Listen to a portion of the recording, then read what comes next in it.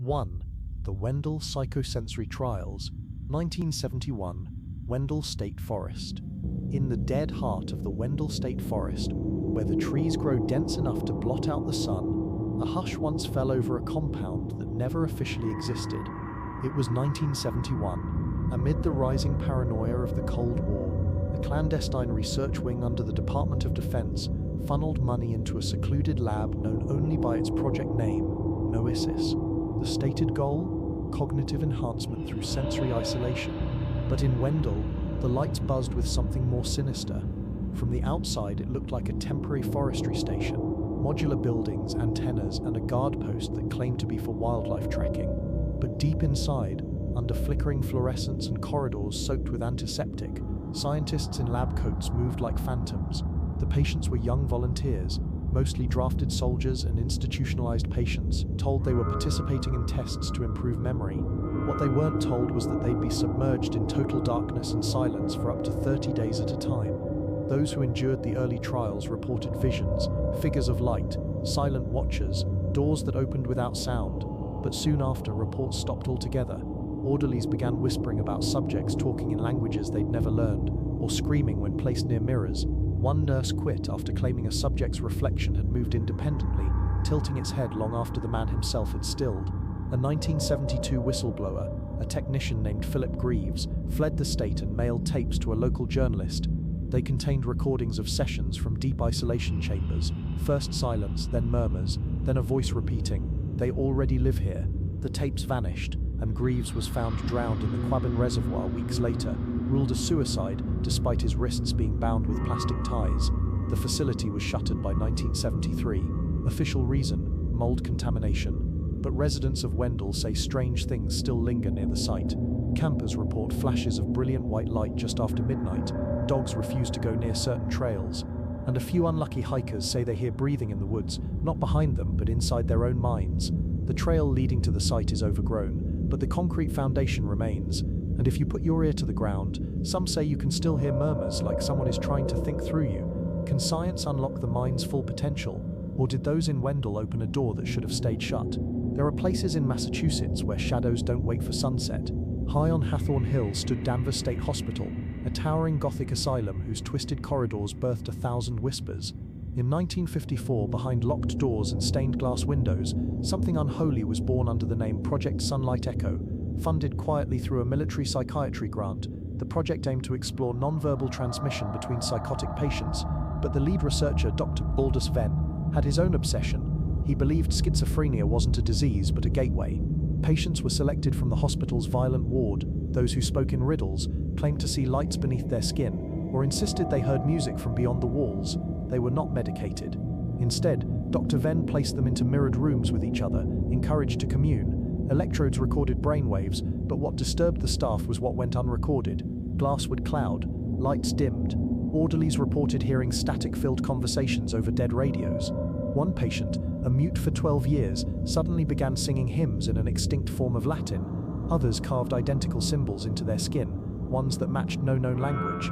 The experiment stopped abruptly in 1956, after one session reportedly ended in complete silence. No movement, no cries. When the staff entered the mirrored room, both patients were dead, eyes burned black, hands clenched together, and on the wall scrawled in blood, "The echo listens now." Danvers State Hospital closed in 1992, but locals say strange things still ripple through the ruins. Visitors claim their reflections flicker out of sync. Cold spots form near where the psych ward once stood, and some report hearing laughter from rooms that were bricked up long ago. Is it possible those broken minds tapped into something real, or did Danvers simply become too haunted by what it tried to contain? 3.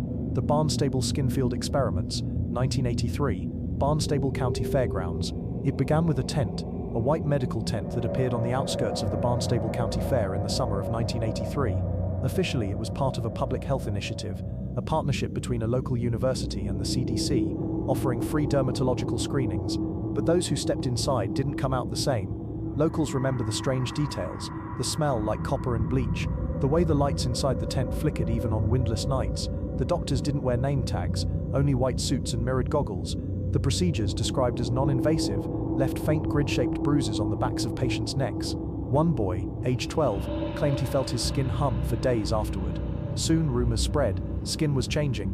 Some patients began losing pigment, developing patches of translucent flesh that shimmered under the moonlight. Others complained of unbearable itching, only to peel away layers of their skin in perfect undamaged sheets like masks. One woman, Judith Alton, collapsed during a town hall meeting. When her body was examined, her skin was discovered folded neatly inside out, like it had been reversed. Eyewitnesses described bizarre behavior from those affected: blank stares, mimicked speech, a compulsion to walk barefoot, even on gravel. Children played silently for hours, tracing circles on the walls with their fingers until their nails bled. Within weeks, the tent vanished overnight. Every trace, equipment, records, staff gone. The CDC denied involvement. The university listed the project as a cancelled field study. No follow-ups, no explanations. Today, the fairgrounds still host annual events, but some families refuse to attend. Locals speak of the patch kids, adults now, whose skin never looked quite right, who still wear gloves in summer and never smile with their teeth. If you visit the grounds after dark, some say you can see faint impressions in the grass, like hands pushing up from beneath. What was that tent really testing? And what, if anything, did it leave behind? 4. The Truro Optical Frequency Trials. 1966, Truro Air Force Station. At the northern tip of Cape Cod, hidden among dunes and salt-blasted pines, Truro Air Force Station was once a Cold War radar outpost. But in 1966, its purpose shifted under a black-budget initiative known only as Project Lumen Verge. The mission, to test the effects of high-frequency light bursts on human perception, what some now call weaponized vision. The station's radar towers were modified to emit invisible optical pulses, oscillating at frequencies just beyond what the human eye could consciously detect. Researchers claimed it could stimulate the pineal gland, altering mood, memory, even belief. Test subjects were brought in under the guise of sensory enhancement experiments. Most were enlisted men, some local volunteers. The first few weeks seemed benign. Subjects reported improved recall, vivid dreams, and a strange sense of time slowing down. But then things unraveled. Several participants developed photosensitivity so extreme they had to be kept in darkness. One technician, Daniel Mercer, gouged out his own eyes, muttering, "It's brighter when I close them." Security footage from the testing lab was reportedly destroyed, but not before a base nurse, Judith Keene, described a clip where a man stood still for 12 hours, staring into a blank wall, whispering in reverse. The subsequent internal report noted synchronized seizures among test subjects during solar eclipses, as if, one declassified note said, they were receiving a signal no one else could hear. The project ended that fall, after an entire barracks reported identical hallucinations, bright geometric shapes hovering above their bunks, accompanied by a hum that made blood vessels rupture in their eyes. The base was decommissioned in 1984. The towers now sit rusting, surrounded by sand and silence, but hikers sometimes report seeing flashes in the fog, or a glow above the dunes that doesn't belong to moon or star. Some swear they leave the area with migraines and return home to find lights flickering uncontrollably in their houses. Did Trudro's towers open a new way of seeing, or just burn a hole in the veil between what's visible and what's waiting behind it? Ronturgy 5, the Lowell Dream Incubator, 1997, University of Massachusetts Lowell. In the abandoned west wing of UMass Lowell's neuroscience building, a short-lived and heavily redacted research project took place, one that insiders still call the incubator. Officially, it was a sleep study focused on lucid dreaming, but those who were there say it was far more invasive and far more dangerous. Launched in 1997 under Dr. Elena Frone, the study recruited students and local volunteers to spend up to 2 weeks in specialized sleep chambers. Each unit was soundproof, equipped with electromagnetic coils designed to entrain brainwaves, stimulating dream lucidity. The goal, to turn subjects into conscious dreamers and to map those dreams in real time. Participants wore caps lined with sensors, but they also inhaled a vapor compound said to enhance receptivity. That's where things went wrong. Subjects began reporting identical dreams of a vast windowless room filled with floating figures in hospital gowns. One man screamed upon waking, saying he'd been held underwater by someone with no face. Another refused to sleep at all, convinced that if he returned to the dream, he wouldn't wake up. Over the next 3 months, at least 6 participants required psychiatric intervention. One student was found outside the building at dawn, barefoot, repeating the phrase, "It's not a dream if they don't let you wake up." Security footage shows her entering a sealed lab with no keycard access. She was never seen inside, just gone. Faculty tried to shut the project down, but Dr. Frone refused. That is, until her final session, when she recorded her own neural patterns during sleep. Her lab assistant said she jolted awake after 3 minutes, stared into the corner of the room and whispered, "They saw me." She resigned 2 days later and disappeared from academia entirely. Today, the West Wing is sealed. Students call it the glass coffin. Custodial staff refuse to clean that hallway after dusk, and some say that if you press your ear to the locked door late at night, you'll hear breathing from inside, slow, rhythmic, not asleep, just waiting. Did Lowell researchers tap into the realm of dreams or open a shared nightmare that still hasn't ended? The Wareham Leach Protocol. 1952, Wareham Tidal Laboratory. On the grey barnacle-bitten shores of Wareham, just where Buzzards Bay breathes its salt air into the marshes, a small naval biology outpost once tested the line between medicine and madness. In 1952, a classified joint effort between the US Navy and Harvard's Experimental Pathology Division began under the name the Leach Protocol. Its goal: study the regenerative properties of marine bloodsuckers and apply them to human trauma recovery. What they created instead was something far less human. Inside the lab's sealed tanks, researchers bred a hybrid strain of sea leech capable of secreting a substance they called hemostim, a protein cocktail that accelerated cellular repair. At first, the results were miraculous. Wounds closed overnight, burn victims recovered with no scarring, but then the patients stopped healing and started changing. Skin grew slick, veins darkened, blood tests became impossible as veins retracted when touched. One subject, a wounded sailor named Greer, began muttering about the tide whispering through his bones. When surgeons attempted to remove the implant used to inject hemostim, they found it had been absorbed entirely, replaced with cartilage that pulsed like a heartbeat. A month later, a containment breach occurred. The logs, what little remain, mentioned collective agitation among the patients. When guards entered the lower lab, they found the tanks shattered and the water drained. The researchers were missing. All that remained was a wet, spiral-shaped smear trailing into the marsh. The Navy shuttered the lab within 48 hours. Concrete was poured over the main chamber. Locals say the beach near the old site is cursed. Fishermen report patches of fog that don't move with the wind. Strange leeches with tiny teeth are found clinging to hulls. And every so often, when the tide recedes, someone spots footprints in the mud, barefoot, webbed, and headed out to sea. Did the protocol cure death, or did it simply trade one hunger for another? 7. The Franklin Radio Men. 1938. Franklin Experimental Station. Long before satellites and cell towers, in a sleepy corner of Norfolk County, a forgotten slice of technological ambition bloomed and died. In 1938, engineers at the Franklin Experimental Station, a rural Massachusetts radio outpost, began trials on long-range frequency transmission.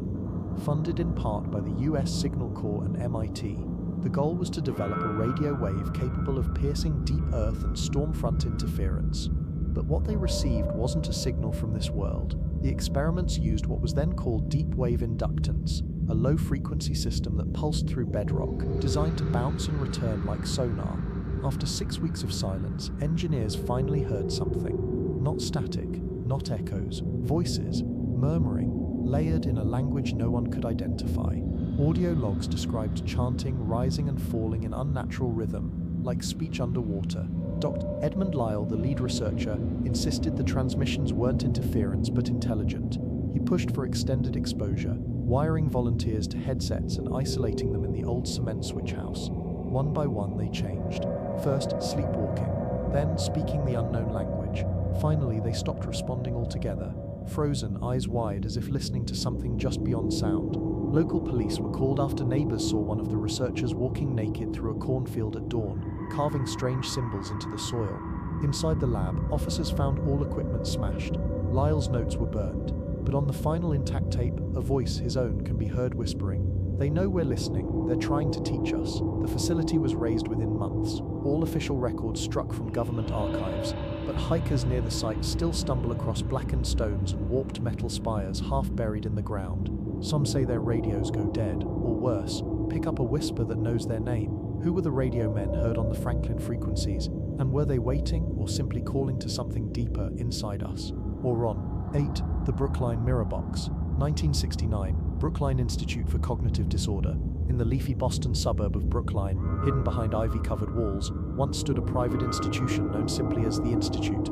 To the public, it was a treatment center for severe dissociative disorders.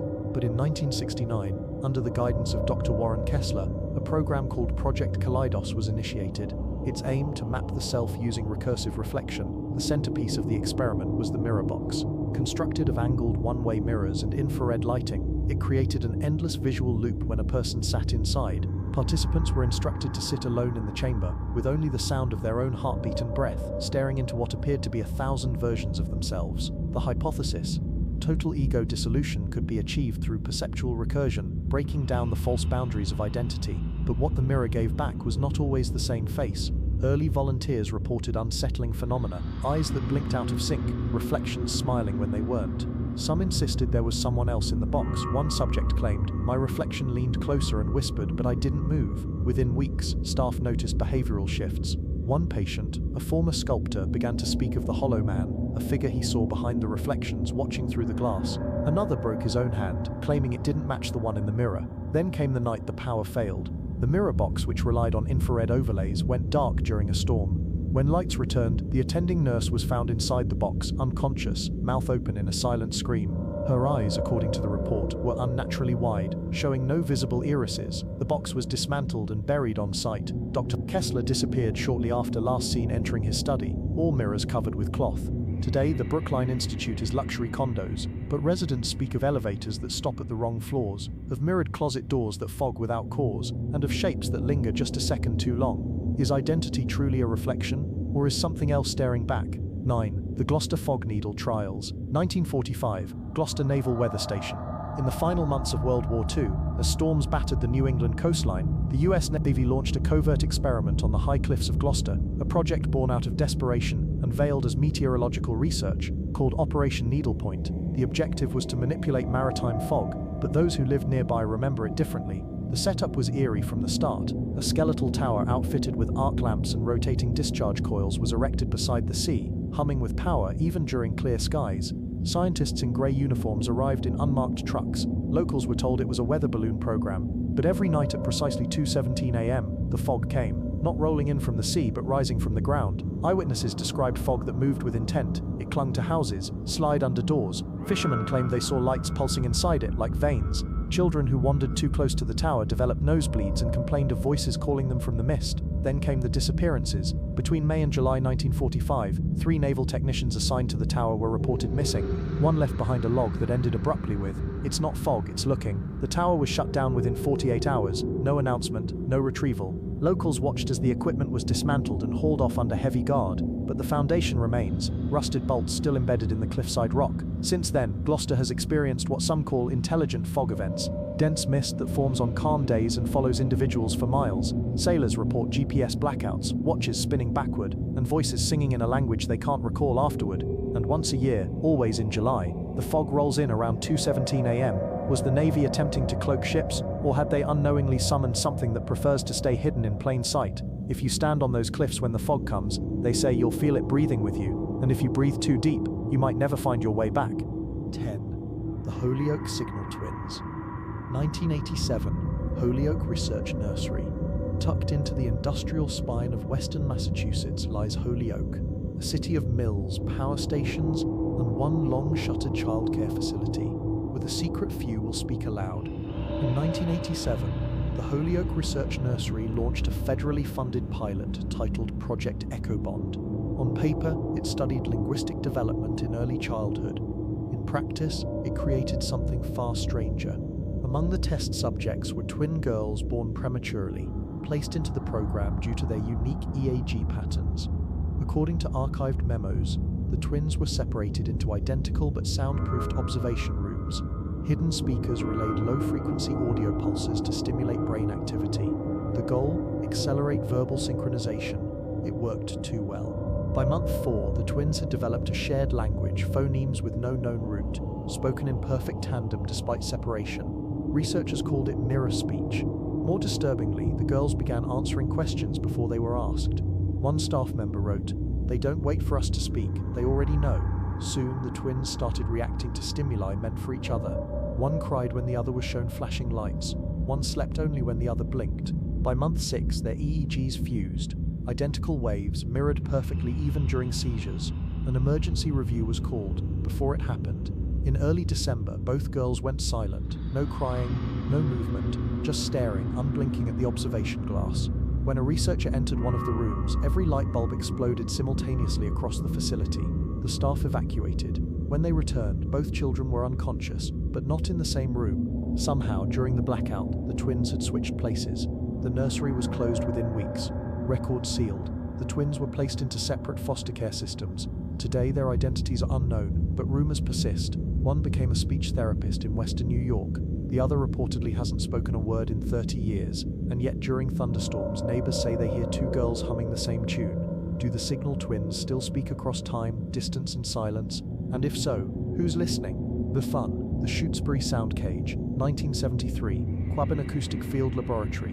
Beneath the canopy of the Quabbin Woods, in the forgotten rural town of Shutesbury, a strange grid of metal pylons was once assembled in secret, buried beneath leaves and brush, its purpose shrouded in Cold War paranoia. This was the Sound Cage, built in 1973 under the guise of geological testing.